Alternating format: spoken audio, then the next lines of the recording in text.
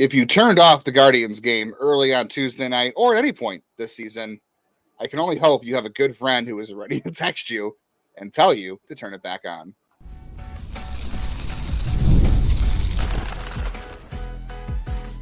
You are Locked On Guardians, your daily podcast on the Cleveland Guardians. Part of the Locked On Podcast Network, your team every day.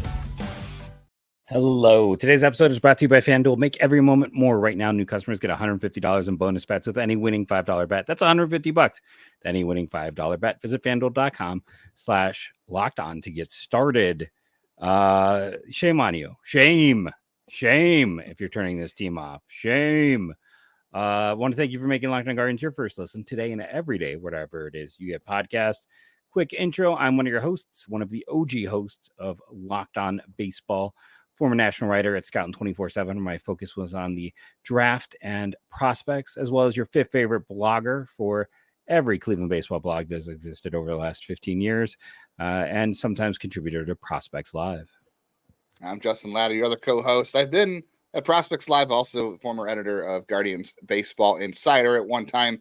I've been covering the Guardians minor league system since 2007, and also continue to freelance for the News Herald Morning Journal, covering the Guardians and their prospects. And this is Locked On Guardians, your daily Cleveland Guardians podcast, where we dive into all of the goings-on of your Guardians every day, from the majors, minors, and of course the draft.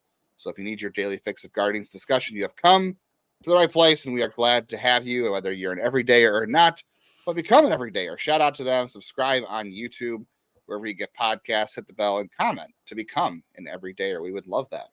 Like John or David or Tom. Got lots of good ones. Yeah. But become an everyday person who watches the game and doesn't turn it off when the Guardians aren't winning, because they might come back. I'm not saying that this is the 90s, but I just don't see a game this year where you can turn this team off in the 6th or 5th inning or even the 7th inning and they're down and you're like, all right, well, this one's over. I'm going to go mow the lawn or something, because truthfully, you can't. And this is one of the games that if it was going to happen, I felt like this could have been it, because Seth Lugo has been really good for the Royals this year. Their bullpen's not great, but Tristan McKenzie wasn't trending in a great direction in the start either. And his start overall was not great, but I mean, I guess he did enough to hold it where he had to. And whenever you get the Guardians bullpen in too, as soon as that bullpen comes out, the scoring for the other team is going to at least slow down, if not stop altogether, which gives your offense time to come back. And the reason I wasn't going to turn this game off against the Royals, even though I didn't think they would get into the bullpen early enough, is that the Royals bullpen is not great. And it turns out their defense is also not great either. But you just can't quit on this team. And by the way, I said it's not the 90s. I saw this from Zach Meisler, our friend. Only 2 teams in club history to win 40 out of the first 60 were 99 and 95. So, hey, it is like the 90s. Forget what I said. I was listening to the Royals broadcast, as is my way. I'm always curious to see what the other side says. Sure. And they said, because here's the thing. In their last 9, and that's an expression I need to retire. In their last 9 games, Kansas City is now 2-7. And, not counting today's game, they're 2-6 in the last 8. And in that run of 8, their bullpen ERA is nearly 8. It's a hair under 8. The bullpen had cracks, and you look at our bullpen. Is it overachieving? Yes. Like let's be honest. I know I'll get in trouble for being negative. It is, but it's still really good. Like you look at the FIP and stats like that. It's going to stay a top 3, likely top bullpen in baseball all year. I feel confident in that. Is it going to stay the greatest bullpen of all time? Probably not. But is it going to be the best in baseball? I think so. Kansas City's was one of those where you look at the outlying numbers and there was a chance implosion was coming, and we got to experience it and enjoy it. And it was, from my perspective, it was really comical listening to the Kansas City broadcast. I really like Rex Hudler as a person, but they were talking about the smart play that Witt made when he realized he couldn't get to the ball, and talking about how in the future they need to make sure that someone alerts Witt when someone has a lead off that huge, and went out of their way to make everything anyone else but Bobby Witt's fault. Bobby Witt, I think in Kansas City, must walk on water and turn water into fruit punch. It was kind of crazy, but I mean, listen, and at the same time, Bobby Witt's an MVP candidate. He's been awesome. He's been better than I expected. I thought CJ Abrams was a better draft prospect. I swung and missed there. Like I can own when I get it wrong. And Witt's been fantastic. So I kind of get that. Like when he is your star, like we tend to forgive Jose a little bit more. Like, I mean, I was texting you a little angrily when he swung out of the zone I thought that fifth inning was going to be a turning point. Yeah. You know, on both he and Andre swung out of the zone for strike 3. And then it's like, well, it doesn't matter anymore because Freeman swung out of the zone and hit a ball out of the park. And sometimes it works. Hustle. Josh Naylor with that speed, threat to run. This is just going to make him try and steal more bases. Like these are like, I caused that because my speed kills and I have the speed. So Josh Naylor is going to be stealing green light all the time. But in all seriousness, I don't know why you would quit on this team. Like we have had so many moments where this team's come back, and Kansas City is now 5 games back. And this is Kansas City's first hard part of their schedule really this year. Is the other thing I took from that. And they are, this is, I don't know. Sorry to Royals fans. I love your park, but like you had a World Series win recently.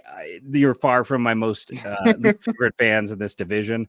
Exactly. But at the same time, it's like it was a little bit glorious just to like they thought they had Cleveland smack down and then just to hear it turn. It was like a Greek tragedy unfolding on the diamond.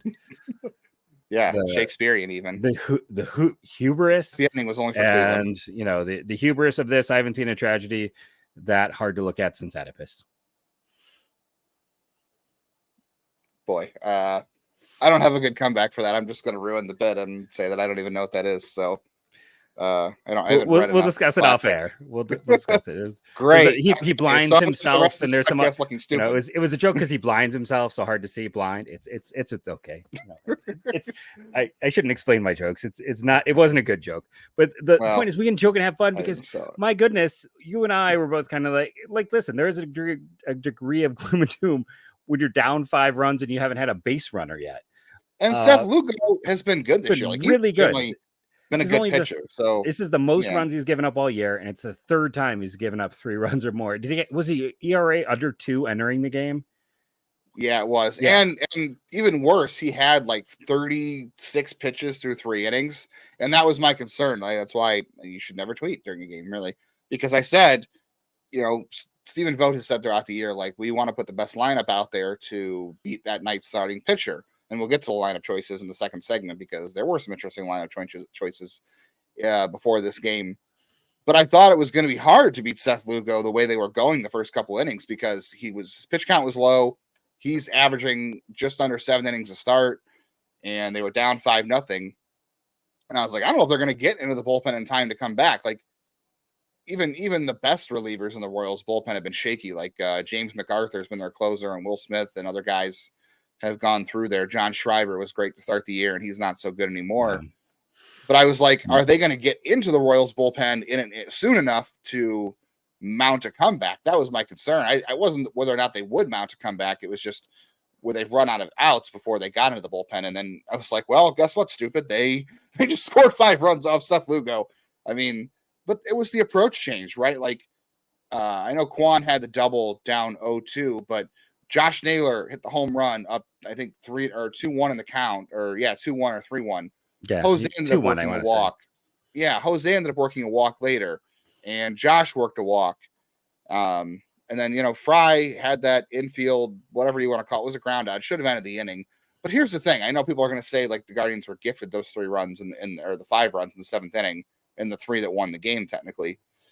But they put themselves in position for that to happen, right? Exactly. Like you work the 2 walks, you put the ball in play, you put pressure on the defense, and Josh Naylor took off. Like you said, he got that huge lead and he hustled and got to second base, and you forced Bobby Witt into a bad decision. When players are faced with an easy situation where there's, 1 on or nobody out or nobody on base, Bobby Witt just has to casually throw that ball over to first base or flip it to second base and the inning's over. But you loaded the bases, you put the ball in play, you were coming back against them in that inning, you were putting a lot of pressure on everybody. You put yourself in that position to force their team to make a mistake. And what did we say all last year? I don't think the Royals are a bad team. I don't. But good teams find a way to win games, and bad teams find a way to lose games. I don't think the Royals are a bad team, but this is a good team. This is a good team, and you can't give them free outs. And especially against this bullpen, not so much the offense. Like, yeah, the offense scored 8 runs, and if you want to say 3 runs were a gift, then whatever. But again, they put themselves in position to. They work counts. They took walks. They hustled. Yes, they changed their approach later in the game. They took the whole huge. Like, if Naylor is like not, noticing that the first baseman is over, if he's unaware, then like he doesn't get that huge lead, and then situational baseball, right? It's the small stuff. It's the smart stuff. Yeah, that's what they have to do to win games. So they put themselves in position to force the other team not to make a mistake, and they did. I mean, Bobby Witt had a great game. He had 3 hits and 2 homers, 4 RBI. Should have been enough to win the Royals the game, but that mistake cost them. But again, Cleveland had to get into that position to force the mistake. And then the big thing about Cleveland is when you give them a lead, you can't afford to give them a lead because the bullpen comes in and they're hard to come back against. I mean, Clase walked the second batter he's walked all year late in the game to face Bobby Witt and came back to strike him out. That's how good Clase has been. Hey, All-Star voting starts on Wednesday. I don't know if we'll have time to talk about it today. We'll probably talk about it on Thursday's show, but we'll get to that. And we'll get to the line decisions from game 1. Unpopular takes on that one. I already see it coming. As always. Yeah. We'll talk about Gavin Williams' rehab. We'll talk about the pitching matchup for game 2 if it happens. And is Bo Bichette really a fit for the Guardians? I don't know. There's some speculation flying around. We'll get to that later on today's show.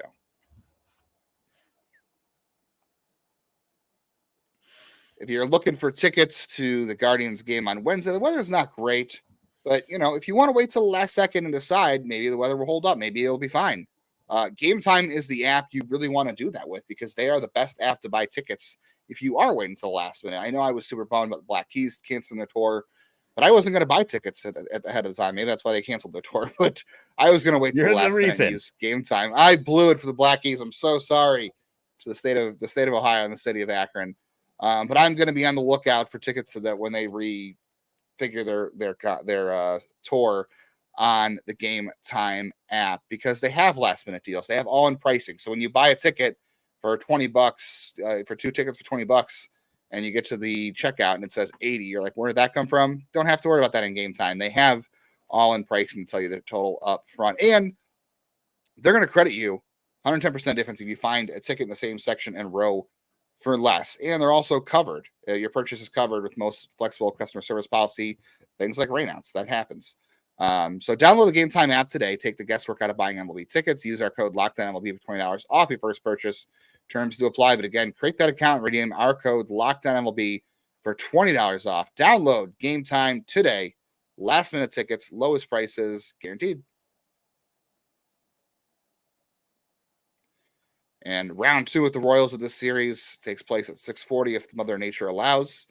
Tune into your Sirius XM app. Just search Guardians to listen to that game is going to get played and listen to the game if it does. It'll be exciting right after you are done listening to Locked On Guardians, hopefully on your Wednesday. So lineup decisions for game 1 we teased a little bit. I thought it was really interesting to see David Fry at catcher against the right-handed pitcher. And also, I was a little less surprised, to be honest, about Daniel Schneemann. Brayan Rocchio has been a good defender for them. I know he's made some questionable decisions at times, but so has Bobby Witt, although Bobby Witt hits to back it up. Yeah. Rocchio's walking, so there is that. But which they need. That's part of the again, Schneemann also worked to walk on Tuesday. He did. It's not to say he can't do that. He has shown that, but I will say that's, we've talked about many times on the show. It's kind of an underrated need for this team is to work a few more counts, get some walks. Right. Yeah. Rocchio's been doing that. He just hasn't really offered anything with the bat itself. Yeah. And at some point teams were going to be like, well, why are we throwing this guy anything but strikes? Make him hit us. So I don't know. Yeah. But the Fry thing was really interesting that he was playing against a right-handed pitcher as the catcher in that game. And the Royals had 2 lefties in the bullpen, and both of them weren't great. I mean, Sam Long gave up a hit or 2 hits or 2 runs and a walk, and Angel Zerpa gave up a walk and then the unearned run because of Bobby Witt's error. But they had 2 lefties, so you could have gone with Naylor for the first part of the game and then unleashed David Fry when the Royals wanted to bring one of their lefties out of the bullpen, but instead they didn't. And Fry, didn't really do much in this game. I know he had the ground ball that ended up making the 3 runs pass. I think defensively he was fine. I think he was 0 for 2 throwing runners out, but it was close. I think those steals might have come off the pitcher anyway, if we're really looking at it fairly. But I don't know. I'm curious to see if this was just like a matchup where they were like, does David Fry do a little better against pitchers with Seth Lugo's arsenal? Because Seth Lugo throws every pitch that's ever been invented short of the knuckleball. Like he throws a slurve, he throws a curve, he throws a slider, he throws a sweeper, he throws a changeup, he throws a cutter. He has every pitch in the kitchen sink besides a knuckleball, essentially. So I don't know. Did they think that David Fry was going to be a little more patient and wait him out? Or, are they concerned with Naylor? Was he a little banged? They were off on Monday, so I don't know. Like, and I think did Naylor catch on Sunday? I'd have to go back and look. I think it's just like this is an important series, right? Like there's no debating that. This is a very important Sunday. It's a very important series. So it feels like they just wanted to put out their best possible team. Like, let's go out and right now we're going to go for some extra offense. We're facing a guy who right now, you said all-stars earlier in the show. It's like Seth Lugo is a candidate. All-star? Well, we'll see about that. Saying? But Seth you heard Lugo, it first, Jeff Ellis, Locked On Guardians, David Fry, all-star. No, because Stephen Kwan should be your all-star from left field anyways. If you're going to have a Cleveland guy. But Seth Lugo is a candidate to start the all-star game with the numbers he is having so far this year.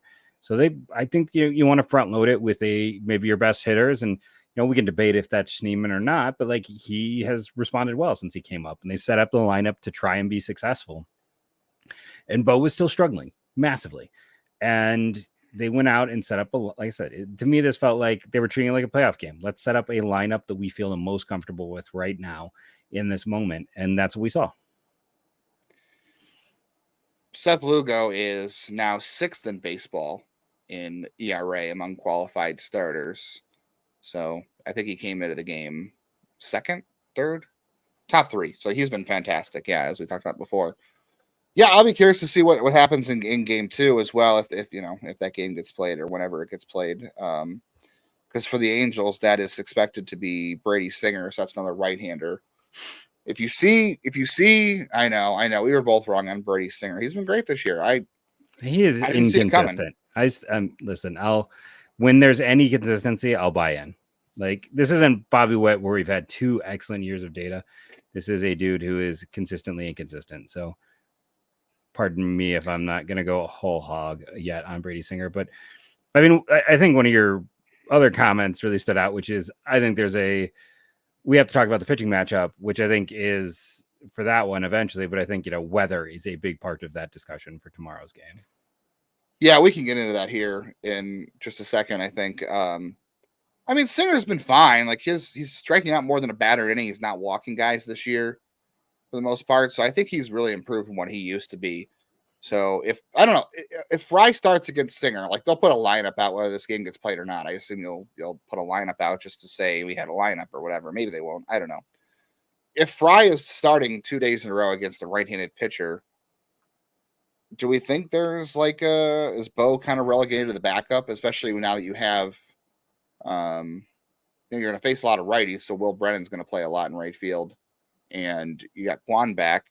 Like, are you just going to start Bo the days that Fry maybe starts at first or starts at third or something? If he even starts at third, because you still have Arias and Schneemann. Are we seeing like a shift here? I don't believe so. Just because it doesn't make sense to, honestly, it doesn't, because you can't string Bo Naylor to the bench because he needs to play in order to get. I think he's too valuable to be in that role. Basically, is what it comes down to. I think he is the best framer in basebol by numbers. Yeah, and he brings that defensive value, which we know is very important to this team. But even more than that, it's like they believe in him, and he's got to be the catcher of the future for many reasons. So I think it's his role. Like I am convinced that it is his role to have and to hold, as it were, because eventually you're counting on him being the guy. Long term, yeah. I do think it works better. I think they know that this team operates better with Fry being a Swiss Army knife versus being stuck at catcher. But Bo Naylor does need to come out of it offensively. Like you can't. I think that's why they need to be able to have Bo Naylor play, because they need to be able to have Fry be in that role. Like today, you didn't have a chance to use Fry off the bench against a lefty because you started him, and it worked out just fine. But I think there were situations where it would have been good. But in order for that to work, you need Bo Naylor to be a valuable part of this lineup and not just. I can't believe we're sitting here on June 4th saying that Bo Naylor has been more important to the Guardians defensively than offensively. I don't think there was. We talked about like how many ranges of outcomes there were for the rotation this year. I did not think this was in the range of outcomes. Like I thought Naylor would improve defensively throughout the year because he would just be playing more. But I didn't think we'd get to the point in early June where it was that's like, his primary value. Right. I didn't see that as part of the calculus this year. So I don't know. I'm hoping for a second half revival on that bat. They have to. This team can't afford to have a black hole at catcher because I think you need to be able to deploy David Fry. Hello, Mike Zunino. Yeah, and the Guardians' offense was it better? I mean, Bo Naylor was great when after that first month last year. So yeah, we'll see what happens. We got to talk about today's potential pitching matchup. We got to talk about Gavin Williams' rehab, and we have to talk about Bo Bichette, of all things, on today's show. So stick around for some of that. But first, let's take a quick jog over to FanDuel. So tomorrow's game, if it occurs, Cleveland is plus 1.5 runs. They were today, yeah. Yeah, that's what they are for today's game against the Royals, with still to be determined listed versus Singer at minus 215, a over under of 8.5. I mean, based on today's game, you got to be feeling the over more than the under. I took the under on Tuesday, and I obviously regret it. Yeah. So I don't know, but if any of this stands out to you, then well, it's time to go join America's #1 sportsbook and one of our fantastic sponsors. It's winner take all in the NBA and NHL playoffs. Hey, again, I want to point out I gave great advice. Edmonton's in the Stanley Cup final. I might have made our one every day a lot of money with that advice. And FanDuel is giving you a shot to bring home the big win. Right now, new customers get $150 bonus bets with any winning $5 bet. That's $150 to spend on spreads, money lines, player props, and more. Visit FanDuel.com/lockedon. Make every playoff slap shot count. FanDuel, America's #1 sportsbook. Visit FanDuel.com. Every time. Visit your SiriusXM app on Wednesday, hopefully for this game to get played. It's a 6:40 start time. If Mother Nature allows, you can search for that and listen to it on your SiriusXM app by just typing in Guardians. You can also do that Thursday for the matinee as well. So Jeff said it might have been TBD on FanDuel, but it is Nick Sandlin, who is the penciled in guy for game 2. Should it get played? At first, I was reasoning through this, and Zach tweeted it was Logan Allen out of the bullpen.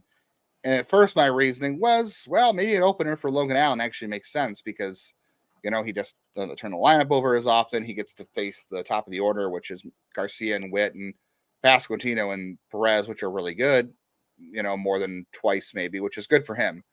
But then I was like, oh, the weather looks like crap on Wednesday. So I'm wondering, I think we both ended up coming to this conclusion that if you do happen to get like an inning or two in with this impending weather in Cleveland, and it goes to rain, then you only burn Nick Sandlin, who can come back tomorrow and pitch or whatever, or Friday.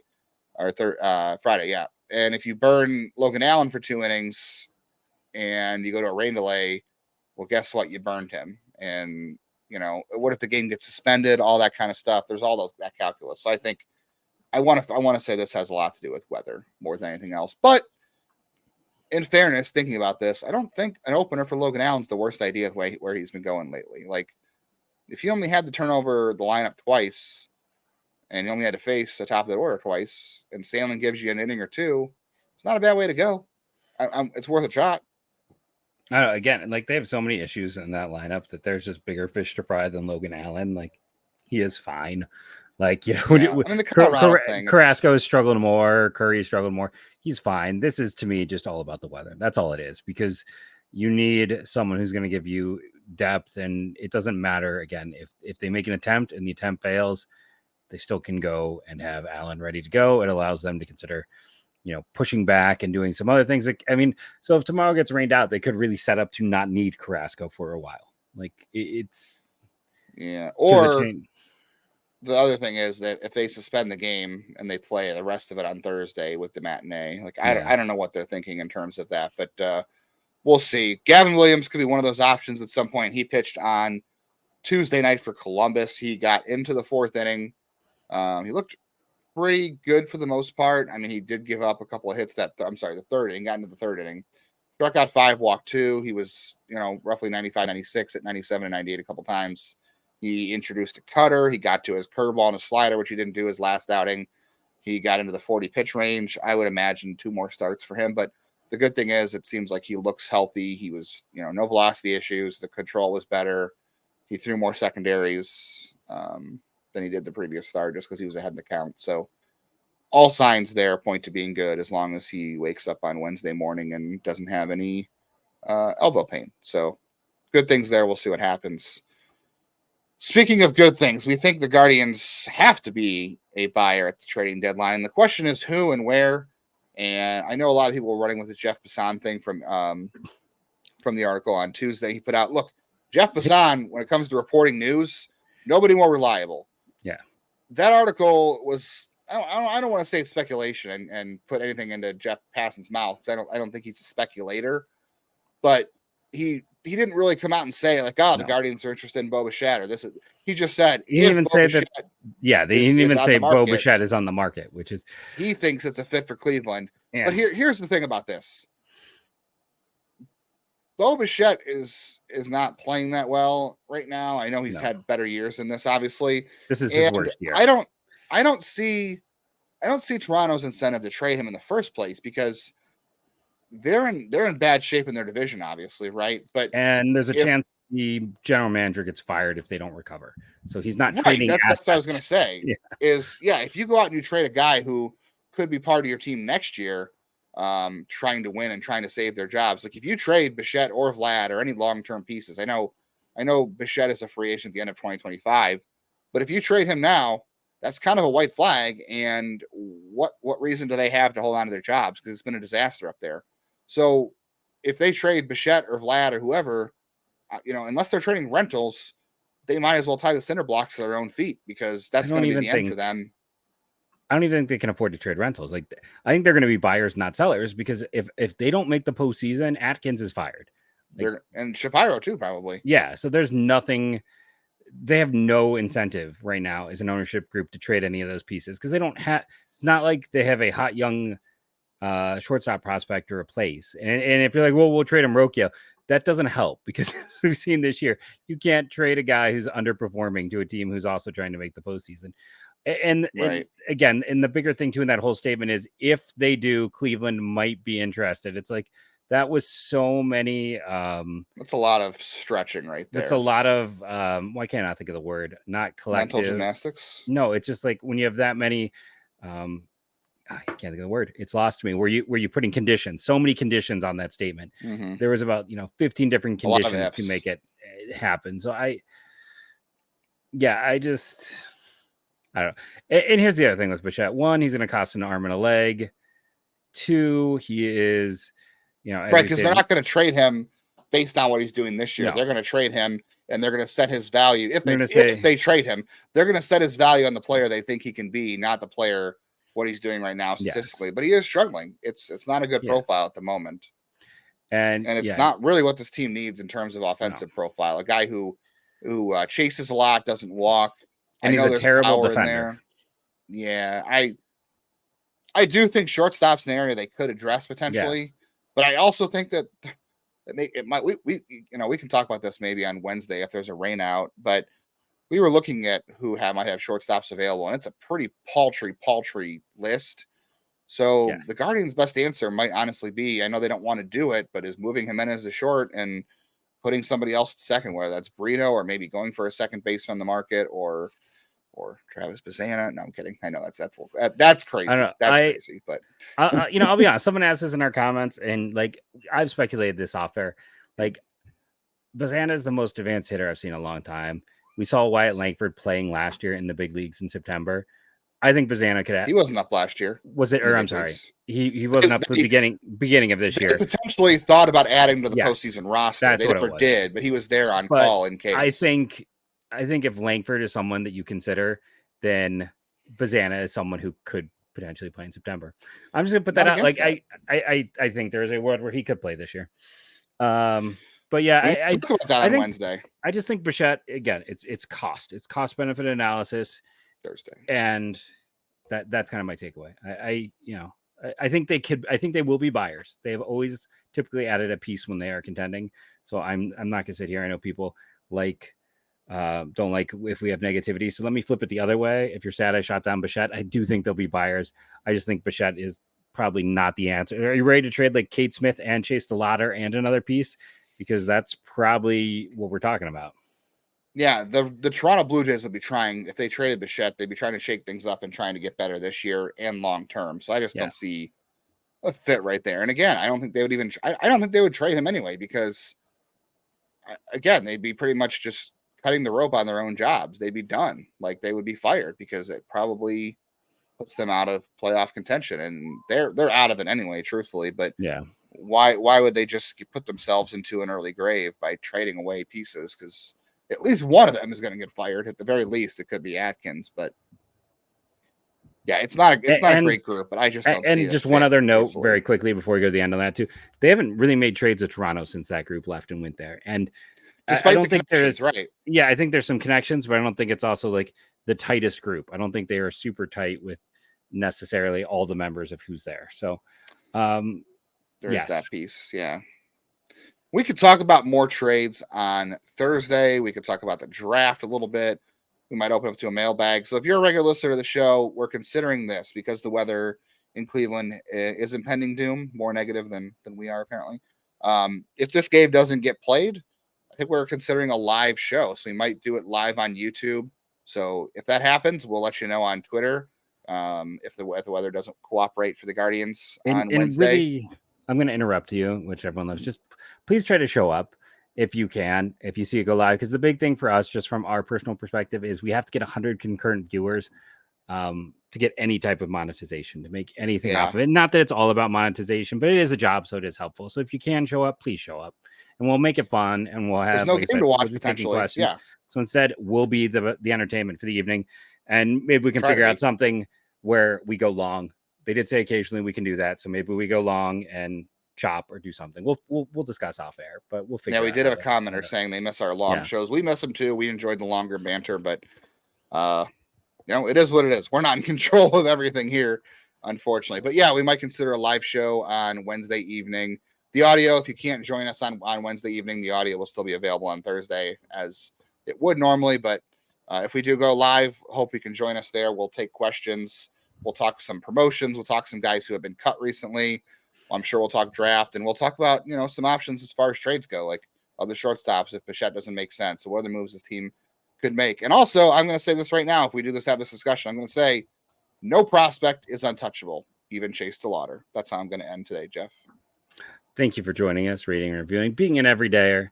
That all helps. Thank you for the kind words and the non-negativity. And make sure you join us tomorrow. Same guard time, same guard station. Go, Guardians, go.